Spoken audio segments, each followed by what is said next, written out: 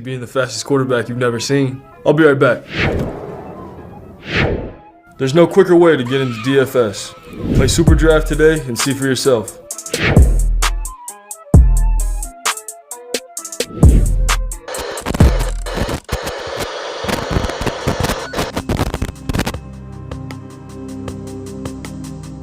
We're behind. They're all fired up.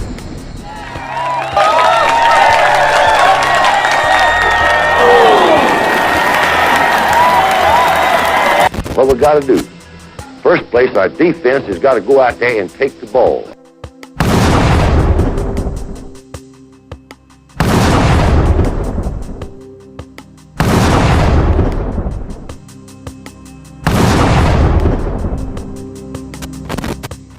Then when we get the ball, we got to have 11 people that's going to do their job and try to score every time you get the football.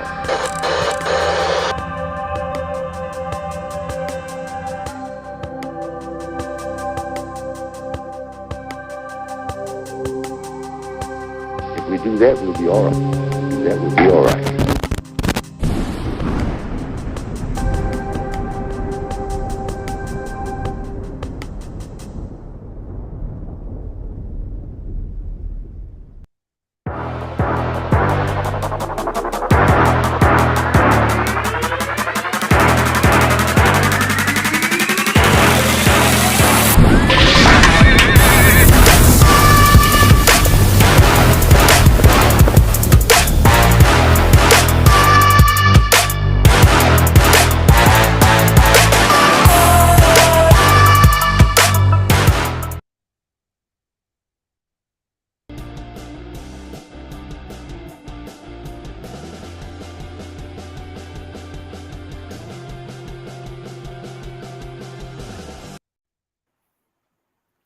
I am Bam Dam, a damn Alabama fan and proud of it.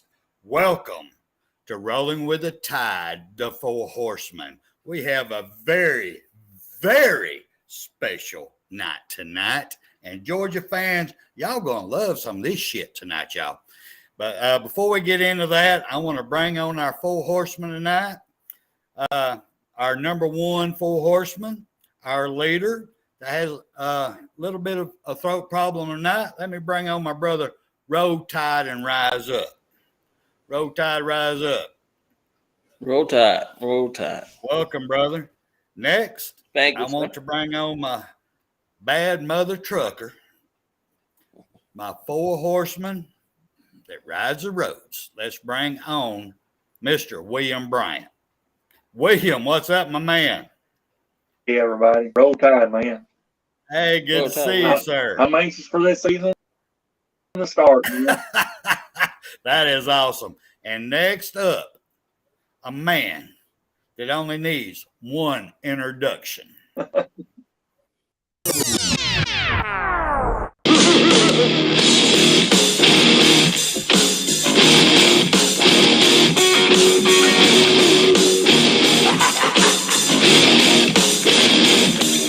It's all about the game and how you play it. What's up, man? What's up, Kangaroo? What's going on? How you doing today, man? KB. What's going on In the house. That's and it. Next, for all you Georgia fans, this man was happy to come on here just to talk with y'all. I know you probably don't know him, but he is a very special man. He has a lot of talent. He has a lot of knowledge. This man has been, or actually he is now, a sportscaster for ESPN 2. Not number 1, but 2. He's working for number 1. But let me bring on my man right quick. Let me give him, he didn't give me a video. So the only thing I can do is give you Georgia fans this.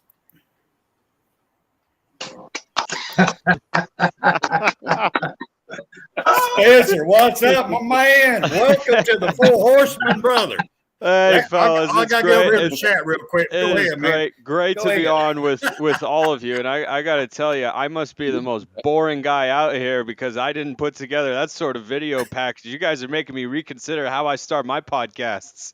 Work with us, bro. We got you. We got you. All right, gentlemen. Before we get all up in this, well, first of all, since we do have the mighty duck up in here, I'm gonna have to put up the MA cloak right now, just in case something might slip out of one of them Georgia people's mouths. But at this time, I would like to dedicate tonight's show.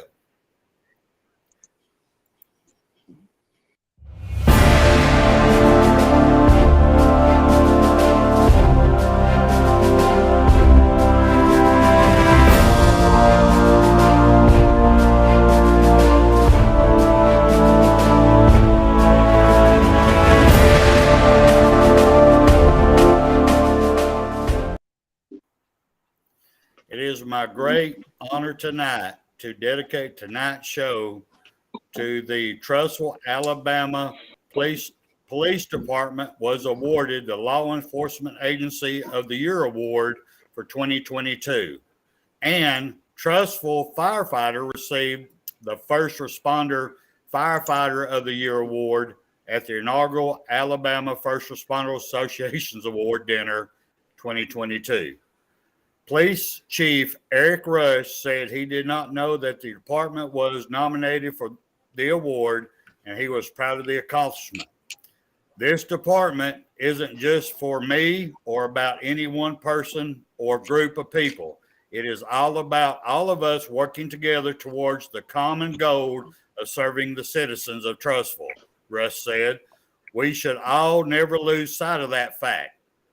Trussville firefighter Clint Seals received the First Responders Firefighter of the Year award, and he stated on Facebook post that he was honored to be just among the many amazing people. He did not want to accept the honor himself, but he was honored to be with everyone. He said, "I was honored to be in the room with so many incredible people," Seals said. People from the police, constables, fire, military, and first responder. Everything, the Firefighters of the Year award, I am thankful to God, my Savior, first, and second, my beautiful family. It was a night to be remembered.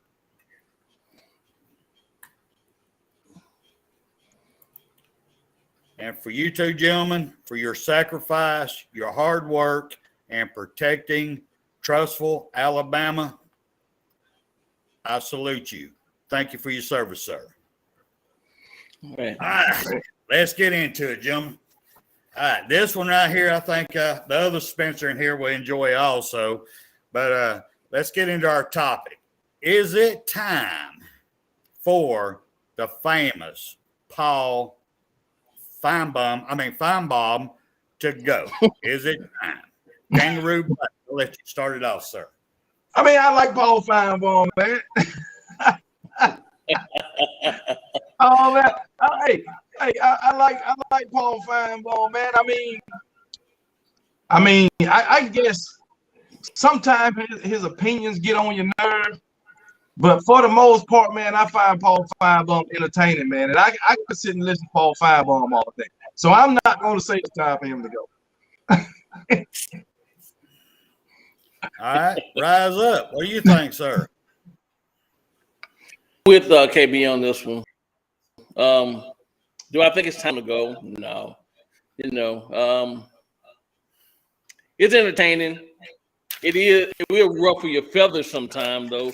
You got guys who sit back and analyze and never played the sport, never coached the sport, and they're getting paid top dollar for giving opinions. But that's what we do, I guess. So he's entertaining. But to let him go, I don't. There's a lot more people out there I think should be let go. Spencer, give your opinion. What do you think? I know he speaks so highly of the Big 12 up there. What do you think, sir?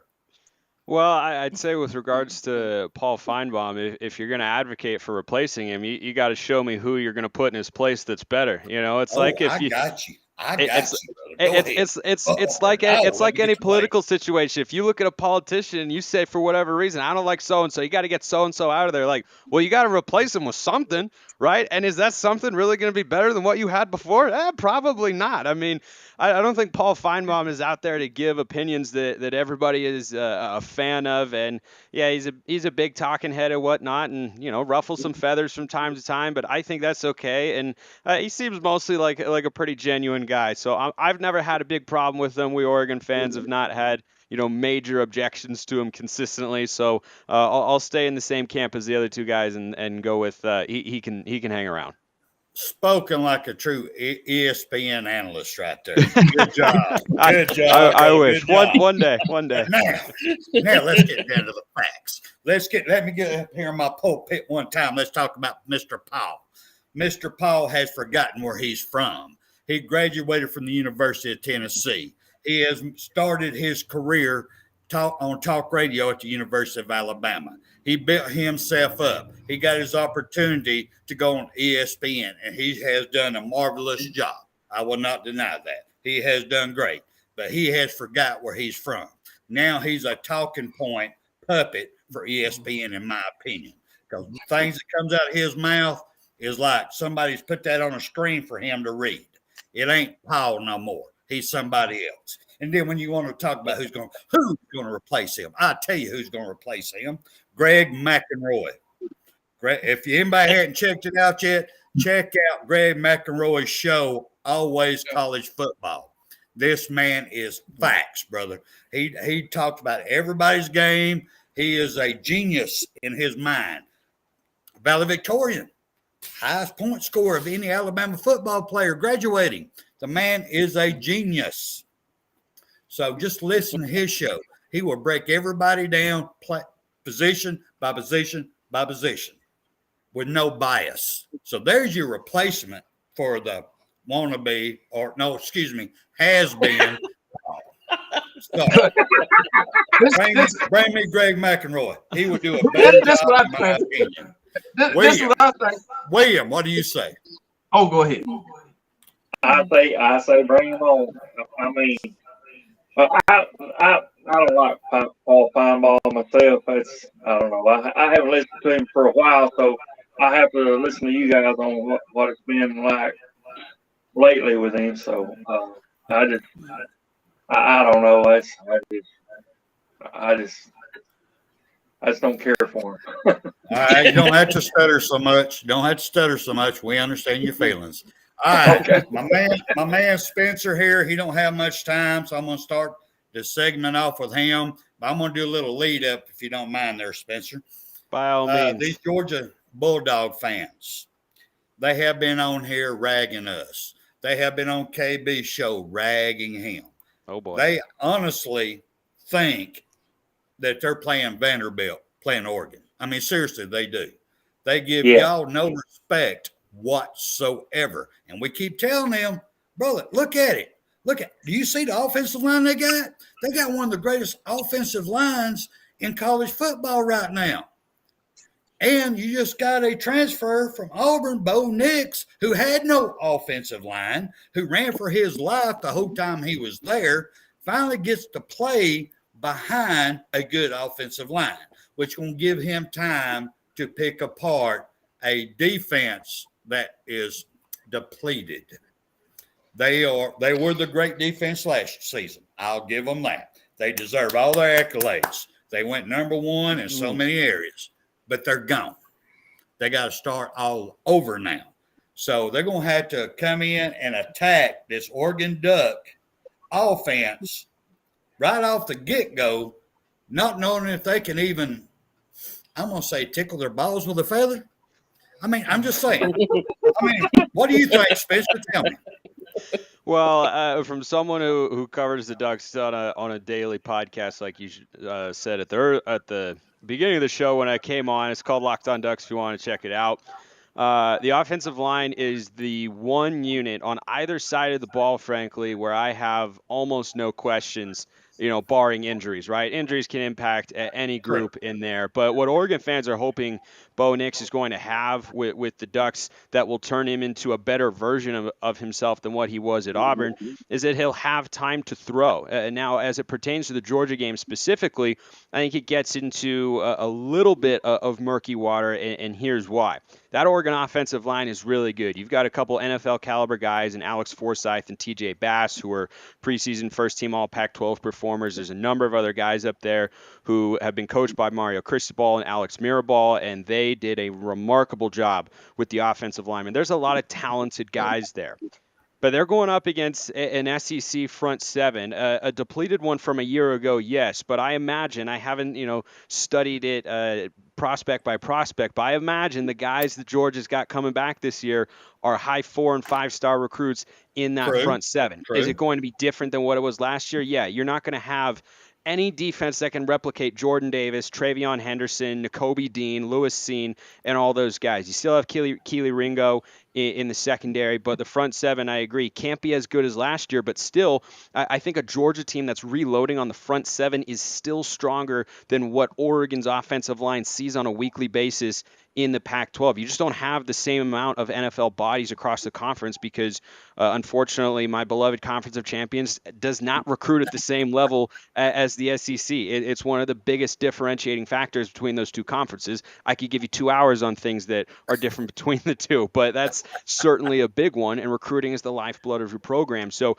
it's going to be a really good test for an Oregon offensive line, but there have been few units up front that I feel more confident in from an Oregon perspective for the offensive line in really the last several years. I think the last one was probably the national championship offensive line, that team that had Marcus Mariota, who's better than Bo Nix to be sure, but this is one of the better offensive lines Oregon's ever had, and I've been watching the Ducks play football for probably 18, 19 years or so. I'm not that old, but I've been watching them since I was really little. And this offensive line is good. They can give him more clean pockets and give him a better running game as well than what he had consistently at Auburn, because that Auburn offensive line, maybe they'd be better in the Pac-12 than they are in the SEC, but as this season goes on, they're not going to be outmatched like Auburn's was often in 2021. He's going to have plenty of clean pockets, and they should be able to run the ball effectively if they all stay healthy. Spencer, got a question for you. It's come from our comment section.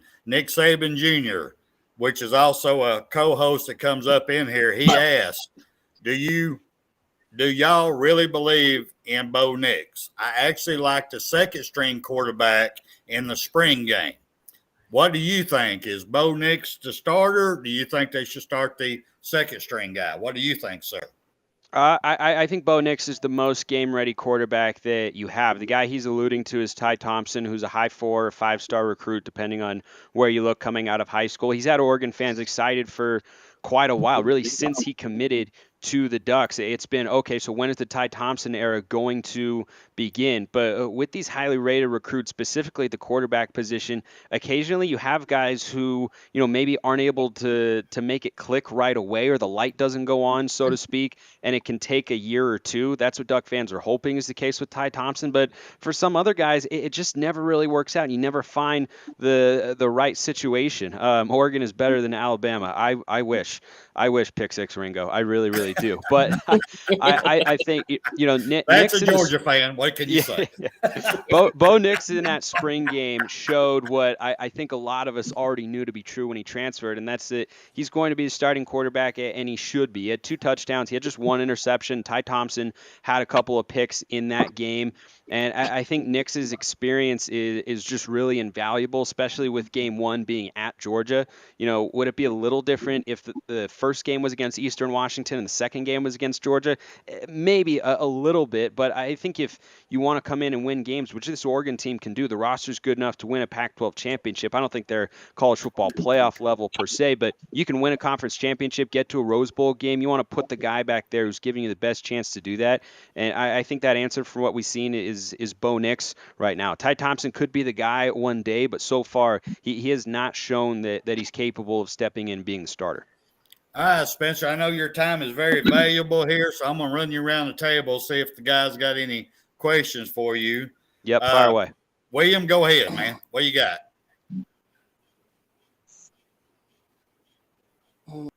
Yeah, go ahead, William. Yep.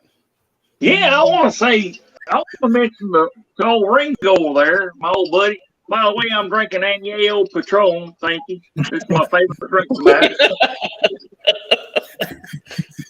Anyway, old Ringo says something about we're better than Oregon. Yeah, but I say, look at this right here, motherfucker. I'm going to say, I'm still pulling for the Ducks. I don't give a shit. You know what I mean? I'll say fucking blow your ass out of the water, buddy. Do you have a question for Spencer, though? We know how you feel about Georgia. Do you have a question for Spencer? We ain't have much time left. I'm taking that off.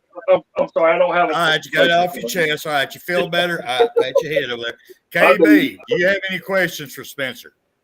Yes, I came up on an article about y'all defense. So and you know the article says y'all supposed to y'all probably have one of the top defenses in the Pac-12, basically in the country, with the veterans y'all coming bringing back. Well, they named a couple of guys. I can't remember their name. I believe one was a linebacker and the edge rusher supposed to have track speed and all of this stuff. So can you tell me about y'all defense?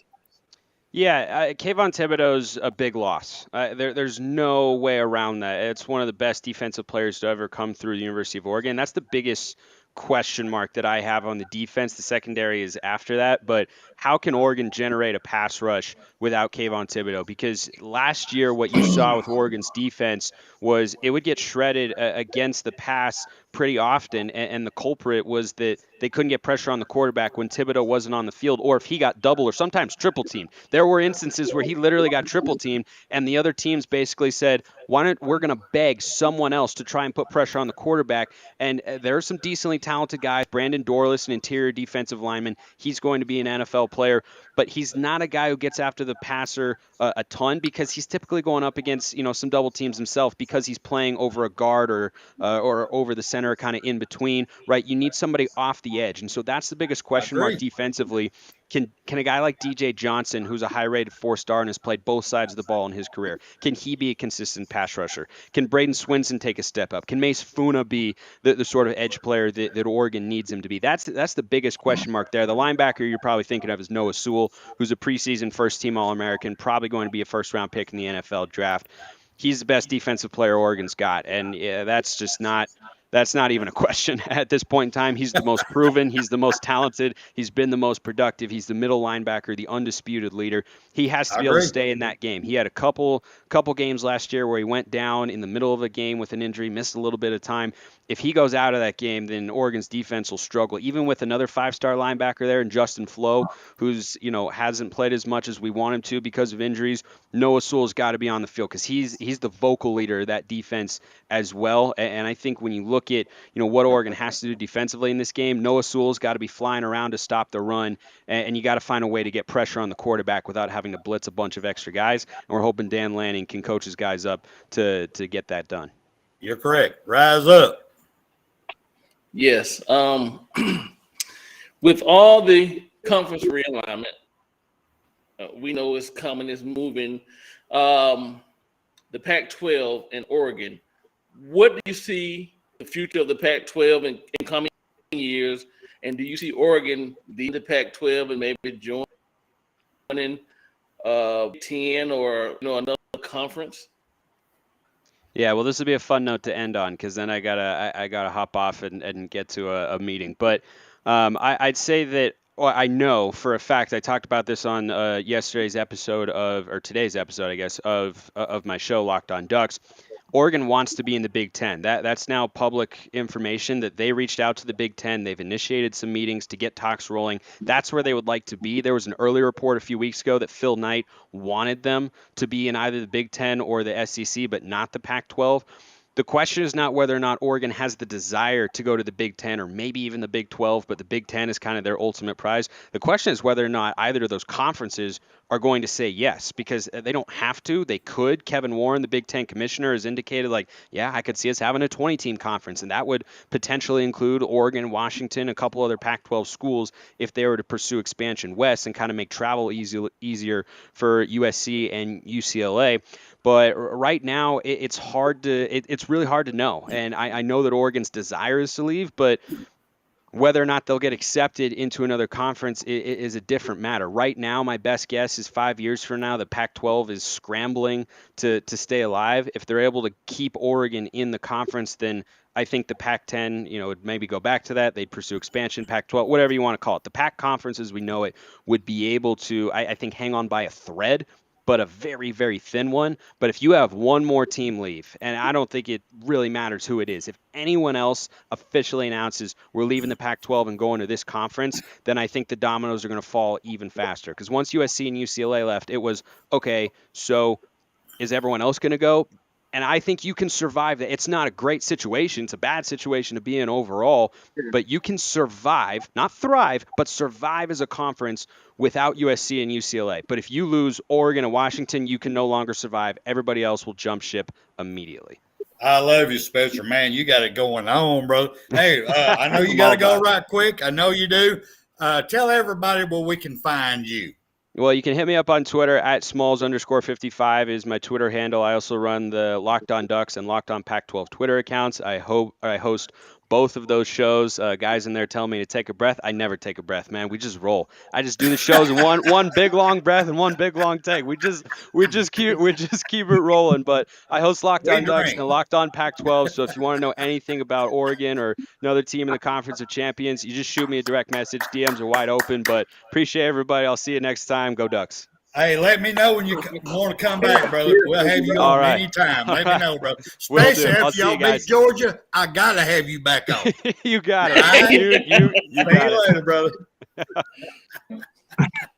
Well, what y'all think? What do you think about the Mighty Duck? I like it. I like it. Got a lot of knowledge there.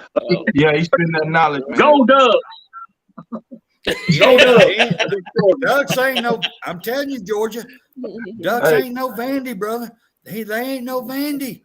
Don't take them light. I know y'all love it. Y'all think it's great. I'm telling y'all. Y'all about to be in Did you hear him say first rounders? First rounders. Yes. Tell you, man, they better not lose that game. That's all I got to say. They better not lose that game. Told you, man. I'm gonna have a funeral. KB, tell me how you think the game's going to go, really. Tell you the truth now, I think the Ducks, they going to hang with them for a little while. I'm going to give them first quarter, middle of the second, and then I think them dogs going to start pulling away. I think they're going to start pulling away. That's what I don't want to happen. What I want to happen is for it to be a close game. I want it to be close all the way down to like the last 3 minutes. And with about 45 seconds left, the Ducks score and break their damn heart. That's what I want to happen. I agree. That's what I wanted to happen. Them Ducks score and break their heart. Oh, look at these! Look at Nick Satan over here going. He's talking go horns now. With this, come on, really? Come on, my brother. Anyway, beside the point. But going with what you just said, KB, my thing is, you're talking about Oregon. They're not used to playing in this heat down here. It is now. Granted, it gets hot up there too. Believe me, I went my military career boot camps up there, but it ain't nothing like down south. Oh, hell no. But they are playing Georgia at the Mercedes-Benz Dome that Georgia don't know how to win in. I don't think Georgia don't know how to one call game plays in it. I think they won one game in that stadium, and that was against Auburn. Okay, I'll give you that one, but that don't count. Go ahead. That's paper. That's a paper game. They won against Auburn in the old Georgia Dome. Oh, okay. So they haven't won him in Mercedes-Benz at all. Oh, damn. I hope you're right, Brock. I hope you're right. All right, rise up. What do you think, brother? Honestly, I think the Ducks are going to come out early in the first quarter, and maybe like KB said in the second quarter. I think they're going to come out fast. I think they're going to come out with a lot of up-tempo, quick hits, quick plays, and jump up on Georgia, a touchdown, 10 points or so. But I think over time, Georgia's gonna adjust and you know, hey man, I just don't see Georgia losing this game. I don't see it happening. Even though they have never won, it was safe to win. You got any last words on this before we move on to Alabama stuff? Get off these Georgia dogs. Well, I hope KB and Roll Tide is right. Well, wrong. I'm sorry, wrong, because I don't Georgia to win, of course. But you heard the man say he got first rounders on the line, you know, and if they got that, and look, and you named off the ones that was leaving Georgia on defense. So if they got that good of an offense, they got a chance.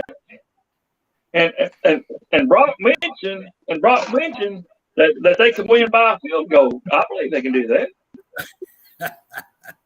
But you know, they may be warned. You know, they may have to. I don't know.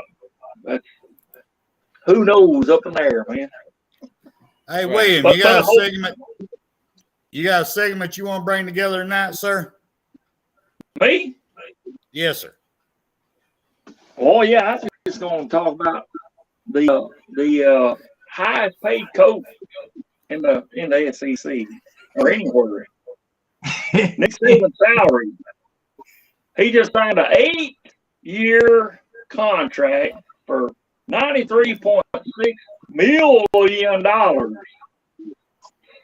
This is an average of $11.7 million over 8 years covered in the deal, which overtops Kirby's average pay of $11.25 million. He will be 78 when his contract expires in 2029. I just want to know what y'all think on that. And wait a minute. Now, wait a minute. I do want to ask something. Now, we talked about this before we came on. But yeah, we did. How in the fucking world can fucking Brian Kelly come into LSU making number three? He was number 3 in the highest paid. How the hell can that happen? What the fuck? When's the last time they've been in a national championship? KB, you want to answer that one, sir? What you talking about? What? Brian Kelly. That was 2012. The last time they've been in the national championship. Yeah. Last time. So that was the last time they been in the national championship, and then they made it to the playoffs a couple times and got the brakes beat off them by Alabama. So yeah. So I don't know, man. But like the man said, man. I mean, all this with the way times changing with college football, all these schools got this money to throw around them. So it is what it is, man. I agree with you, KB. Brian Kelly, he was one of the most winningest coaches now. So I guess he think he can do that at LSU, or the big wigs at LSU think he can do it. So my thing is, he's in a whole different realm now coming to the SEC. But what was hilarious, even the Mighty Duck person had to admit, Kelly cannot dance. Oh, he it was can't embarrassing. dance. We talked about it ahead of the show. It was embarrassing, hell, almost perverted. I mean, just so you know, even the Ducks agree. Yeah, he's a fucked up dance. Rise up, what you got, sir? I got. I was talking with some people at work, and some are Georgia fans. I'm here in Georgia. You know, a lot of them are Georgia fans. Some were other fans, and there happened to be this one Texas A&M fan. And so we were talking about the game this season, right? We were talking about the game in Tuscaloosa against Texas A&M versus the Alabama Crimson Tide. Now, you know, he said he'd been on a couple of channels, maybe our channel and a couple of other Bama sports channels, Right. And we're talking about, you know, how we're going to kill Texas You know, Jimbo stuck his foot in his mouth with this whole NIL thing and you know, all this, right? Yes, sir. So, like, guys talking about what you're going to do. A lot of Bama fans talking about what they're going to do. But y'all said that last year when Jimbo said that we're going to beat Nick Saban before he retires. We're going to beat Bama before Right. Nick Saban retired. And he did. So, I mean, what's the big talk now? So my question is, I guess, I mean, can Texas A&M? I don't think they can come into Tuscaloosa and win. But Jimbo had a lot to say last year, and they won. They might not have won by a lot, but They still won. They Yeah, won. they got the At the W. end of the We got the night, L. we in the L, and they're in the W. You know. So with Jimbo talking, does that really hype us up? I mean, Nick Saban is a man who always says you shouldn't need negative to respond positive. You shouldn't need that as motivation. So is it just us fans that's so hyped or so, you know, over I don't even know the word, pissed off? Or is it, you know, so I want to let KB go before I go ahead, KB. I mean, I just think as a competitor, when people coming at you talking junk, that hypes you up. And that makes you want to play your best. Not just saying Alabama, but Texas A&M too. So I think, you know, you do respond in a positive way when people talking trash. You know, it brings more out you, so to say, to prove them wrong. right. You know what I'm saying? So yeah, I and then when you mentioned that can Texas A&M come into Tuscaloosa and win? You remember they did it with Johnny Manziel. They did. You remember they did. So, but it went with Jimbo Fisher. But in my opinion, I don't think they can do it this season. I just don't see it. So it took all they had last season to get a win with that type of O-line that we had. And you know, last season our secondary wasn't very strong at that time either, and it still took all they could to beat us. So I don't see them. All right, let's get real with this one time here. Rise up. Oh fuck no, it ain't happening. I mean, I'm sorry. Yes, it boils your fucking blood to get beat, and then they want to run their goddamn mouth like they're something special. You remember Coach O? You remember Coach O up there disrespecting the middle of our field, talking shit while Coach Saban was doing his interview? Remember all that? What happened to his ass next year? He got fucking fired. So, yeah, it damn matters. And, yes, we remember. The pain is coming. I mean, I'm talking to bend over, smack up the ass pain is coming to ATM. Now, that's my opinion. William, what do you think, sir? Well, I think Jimbo put his foot in his mouth. I think he's getting ready for a beatdown from Alabama. They're going to put it on him. I mean, you know, we're going to be on our home turf. Hopefully, the crowd going to be there, and they're going to be cheering the guys on him. And I'll be setting up my TV up here in Iowa saying, "Go, boys, go, get it, payback time." I want to bring this up right. Well, you know, I want to change up a little bit here. Okay. I lost you there. Go ahead, William. Finish up. Well, I was just going to say, I mean, somebody really thinks fucking Franklin's going to be the damn Heisman Trophy winner from Arkansas. That's all I'm going to say on that. Just a little flip in there. I don't think it's going to happen. Go ahead. KB brought up a good topic that I heard earlier. He was talking about the last time that we got beat in Bryant-Denny was Johnny Manziel. Bama Insider brought up a very good point. What would have happened in Johnny Manziel's days if the NIL was still in effect and that man made $3.2 million while he was in college? And I'm going to start with Rise Up. What do you think would have happened? If Manziel made $3.2 million back. Yeah, like Bryce is making right now. What do you think he'd have done?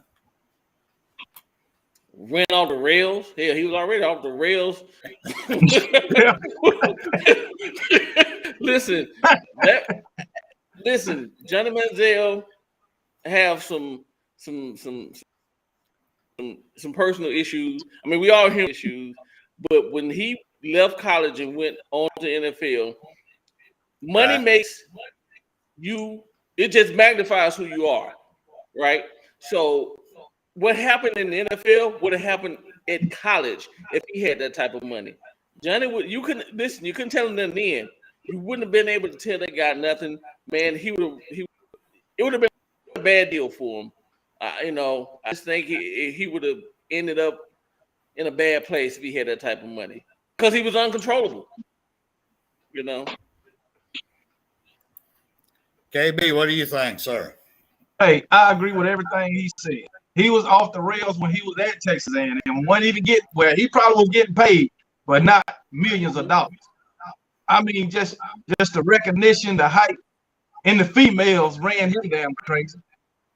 And and then on top of that, Johnny Manziel, his family got money. So I mean, he was Johnny Manziel uncontrollable, like you said. Even when he was making $10, $15 million in the NFL. So, I mean, the guy is he's off the chain, man. Right. I'm keeping Raymondson's up here because that's my exact first words I said when I heard it. Overdosed. He would have overdosed.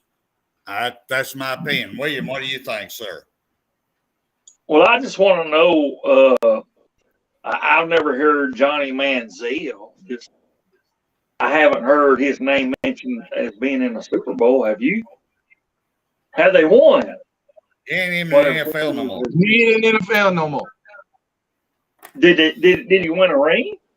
Did he get a ring? No. He ain't get good enough. He busted his own rubber ring, so come on. Good enough. Good enough, Spencer. Go ahead. I'm done. All right, real quick. Good enough, man. That's all I care about. Don't worry about it. Hey, Spencer, yes. Right quick. Go ahead. AJ Johnny Manziel was the white Cam Newton. Do not disrespect Cam like that. Oh, please, y'all, don't go there. I don't like him. Fuck him, motherfucker. Fuck him. That's just wrong in too many ways. Cam was a true great player with a lot of talent. Who? Johnny was just hyped up on cocaine, could run around like an idiot. You talking about the scammer? Yeah, Cam Newton is what she said. All right. Anyway, got a question for everybody real quick. Just out of curiosity, we're like 2 weeks away before we kick off. We're right there. Now, we got some football games this weekend. I will be tuned in watching. I will not deny that. But let's talk about our Bama Crimson Tide real quick. What game this season scares you the most? And I'm going to start with Rise Up. And I'm going to go around the table back to me. Is it just one, or can I pick more than one? The one who picks scares me the most. I'm just saying, which game scares you the most that Alabama could lose, and why?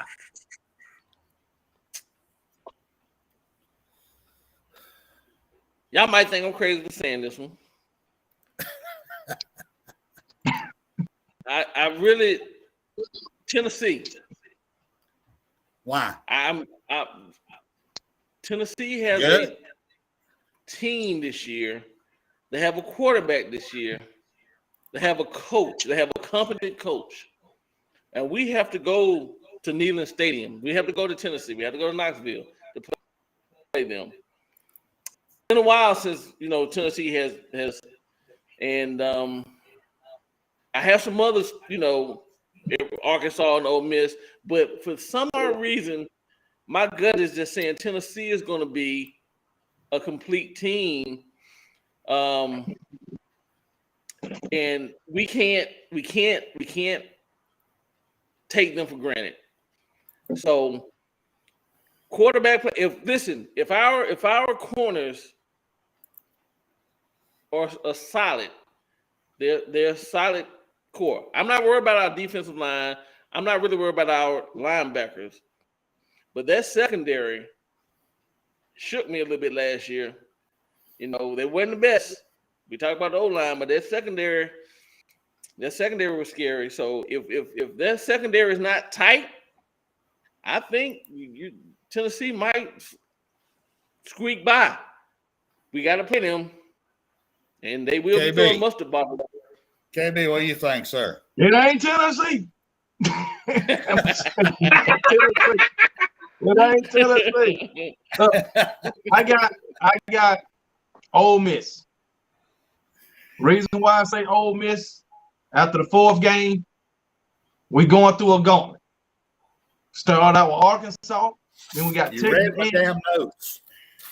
we got Arkansas, Texas A&M, Tennessee, Mississippi State, and LSU before we get to Ole Miss, and we're gonna be beat the fuck up. Yep. So, and we got to play in Austin. So yes, I got Ole Miss. William, what do you think? I kind of agree with KB there. If it's we're gonna be pretty tired by the time we get to Ole Miss, and because it's Lane Kiffin, and you seen how he did, whenever he had that damn Corral or whatever the name was, those quarterback shit, with him running down the field and go, and he throw the damn clipboard up in the air, shit.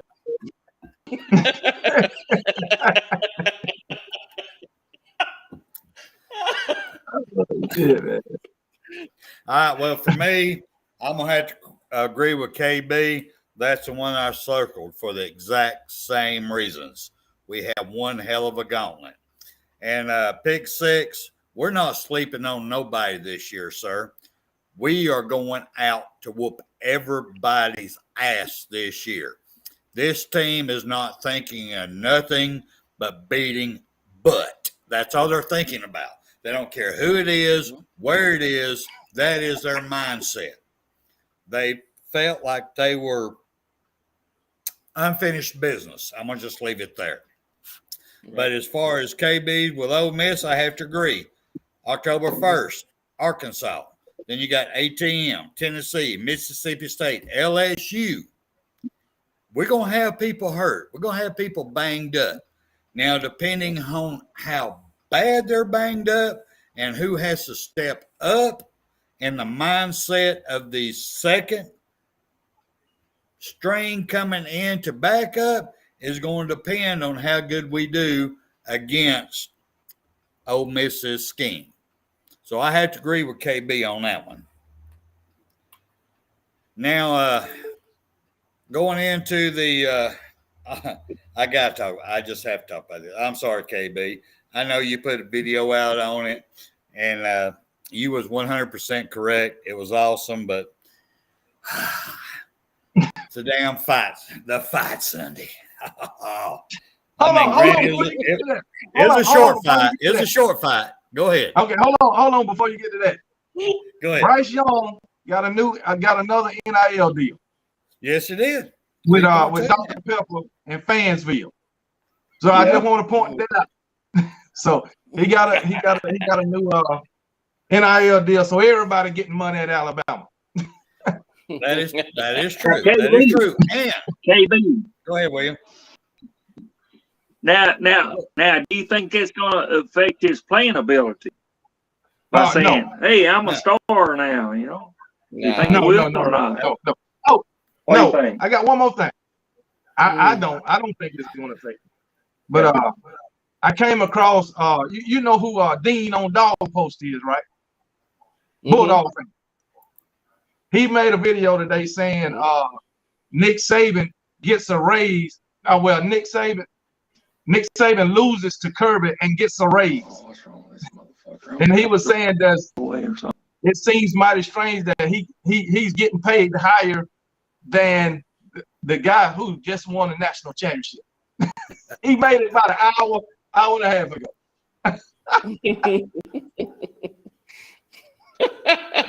So, I mean, I'm like, man, come on, man. One loss doesn't take away that you the greatest coach of all time. Right. I don't give a damn who it's against. So, Right. yeah. I will say this on this comment here. Bryce has actually opened up a new can of worms that nobody else has done. He's actually promoting his players to join him in getting this money too in the contract. Well, if you want me, you need blah, blah, blah. You want this, you need blah, blah, blah. So he is spreading the wealth. That's something I haven't seen nobody else do as of yet. They might be doing it. I just haven't seen it. I admire that. I admire that. Right. We can get to the fight now. Let's get to the fight now. Anyway. I enjoyed that show so much, but it taught me so much too. And for an old man that's going to be 60 in February, I learned something new on that one. And I guess it's going to be a public announcement, I guess, for our show is everybody's welcome. Everybody's welcome. Please come on. We talk shit. We shoot each other birds. We can do all of that. But once you start attacking a person's looks, his color, his hair, his grill, whatever, I'm going to cut you off this show. Telling you straight up. Because, I mean, you talk about me. Go ahead. I mean, can you come to me right now and tell me your daddy was a dumb-ass dickhead? Because I can tell from the DNA on your shoulders. I'm going to go, you're right. Can't argue with that. You're right. I'm a dickhead too. Can't deny that. You know what I'm saying? So come at me all you want. I'm an old man that's been called everything in the world, been married way too long, and believe me, there ain't nothing y'all can call me my wife hadn't already. So you're more than welcome. But everybody else, please come on the show. Enjoy yourself. But that's it. But for the Alabama fans that wants to go against Uncle Lou, you better have your facts straight.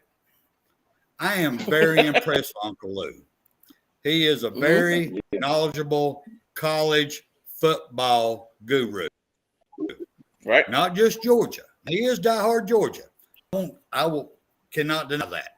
But he knows college football. His memory is unbelievable. So if you're going to call him out, you better have your facts straight. And for the ones that had to go against him, he started asking the question about coaches and all this in the back. Hey, I'm an old man. He knows more. He remembers more than I have forgotten already. I would just go, hey, Uncle Lou, I got to ask you this. Since 1992, who owns the games between Alabama and Georgia? It's Alabama, 7-4. Then he's going to come back at you, but quit looking at your damn Google. He's going to come back at you with that. He's going to come back with another crossover with that. Then just come back and say, all right, Uncle Lou, you're right, man. I'm a dumbass. I am. But overall, Uncle Lou, who owns the series between Alabama and Georgia? Overall, it's 41 Alabama, 25 Georgia, and 4 ties. So that's still an Alabama ass whooping. Yeah. People, you got to get your facts straight before you go against this man. I have a lot of respect for him. I really and truly do. I am so proud. That's the reason I went in the military.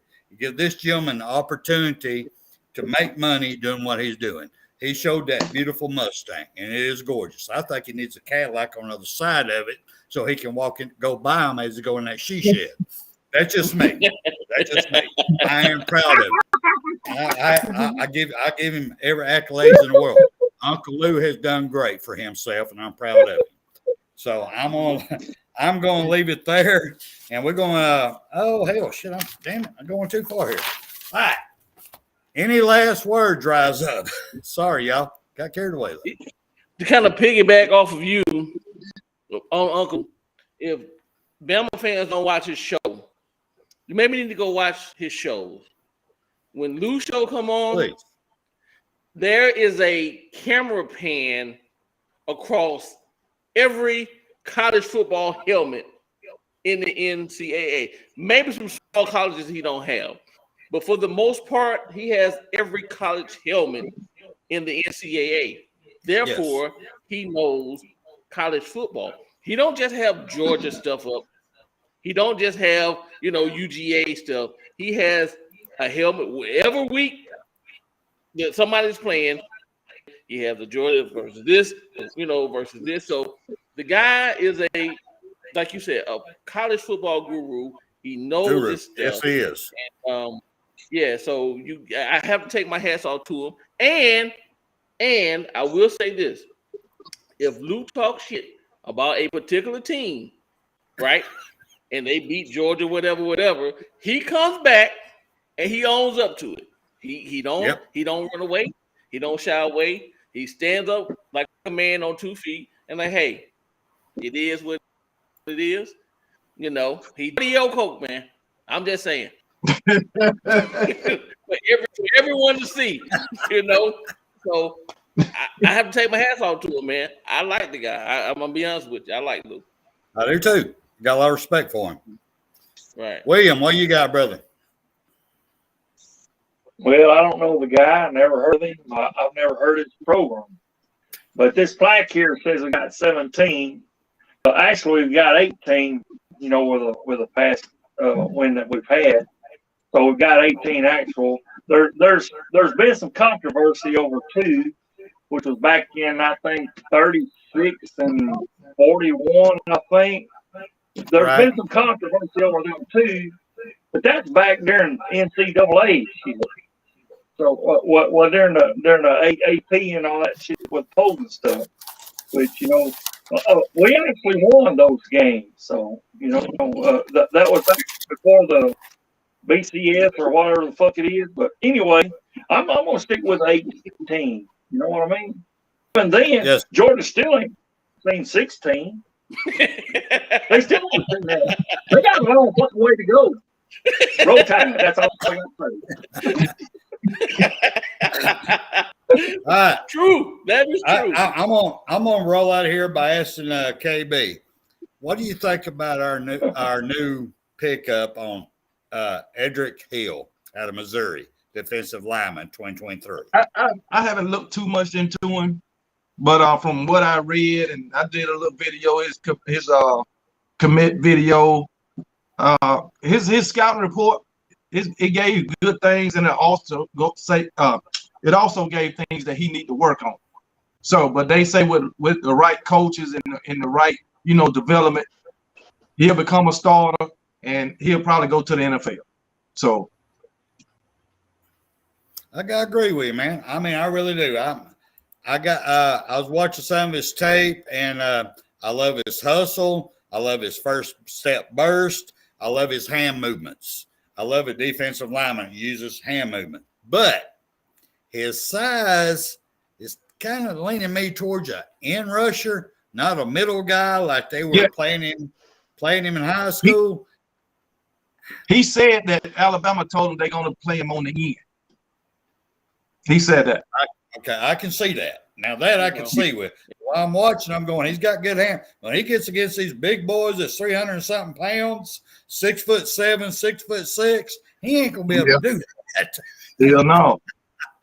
But I got one thing. Say about Uncle Lou. Go ahead, sir. But Uncle Lou, he's a football guru, but he's also a professional shit talker too now. You can believe that. And I told you on the damn video, if you gonna talk to Uncle Lou and know and don't know your shit, he gonna go in on you. And if he say some shit to give you that bait and you take it, and you on my show, I can't help you, man. Tell you. I already know. Look, I'm not a good moderator. I'm not the one to break up the fight. You got yourself into it, you get your damn self out of it. So I mean, remind me, KB, not to go into a bar with you and get in a fight. So you're gonna get a drink there and watch it. No. I said I wouldn't break the fight up. I ain't say I wouldn't get in the fight. I said I wouldn't break it up.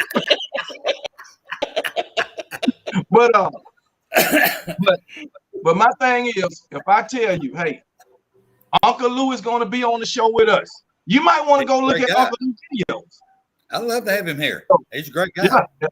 If he gonna be on the show, if I have somebody on my show and I tell them Uncle Lou gonna be on with us, you might want to go check it out.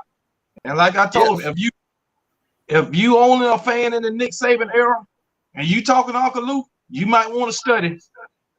But before Nick Saban, that's all I got to tell you, because he gonna eat your ass up.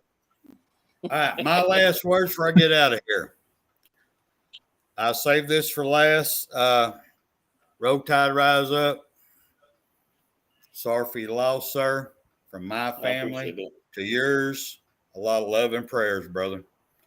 I know it's a lot of pain. We love you, and we got you back. If you need anything, we're there. Straight up, man. All right. That's why I had to do the show, man. I said I had to do the show to keep my mind off of what's going on outside. So same here, brother. I don't know what's going on, but hey, same here, man. My aunt passed away today. So yeah. Oh, dang. Okay. Sorry to hear that, brother. All right, I appreciate it. If you need anything, brother, seriously, if you need anything, I'm here for you. Straight up. Me too, All right, we're going to slide up out of here. Thank everybody. It was a great show. Sorry I kind of surprised you Georgia fans with the Duck Nation, but I'm setting up another show for Thursday night to bring a couple more Duck people on to let y'all know it ain't going to be that easy. Quack, quack.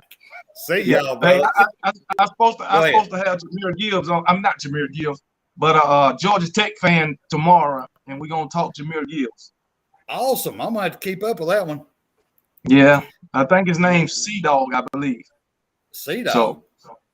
So I'm going to tell him, man, I don't know shit about Georgia Tech, and I don't really give a damn about Georgia Tech because you're trash, but we can talk Jameer Gibbs. Right. So, all right, everybody, Roll Tide. Prayers for you.